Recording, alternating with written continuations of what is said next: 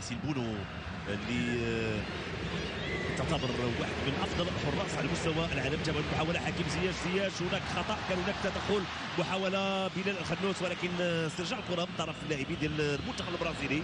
جاب المحاوله وبوفال، فرصه وبوفال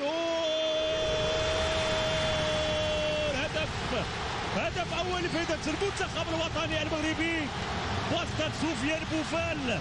يضم استرجاع الكره، لاحظوا المناطق ديال المنتخب البرازيلي، تمريره ممتازه ثم وصلت الكره لسفيان بوفال. ما زاد من قص، وضع الكره بهذا الشكل وبهذه الطريقه وبهذه الجماليه واللي خلى ما كاين اي رده فعل لويفرتون. تابع هذه المحاوله سفيان بوفال يضع الكره في الشباك وفرحه كبيره للاعبين المنتخب الوطني المغربي. تابعوا من جديد سفيان بوفال، اختار الكره بشكل ممتاز ولانه كان عاطي الحارس المرمى بالصدر الظهر عفوا، فما تمكنش ويفرتون من ابعاد الكره.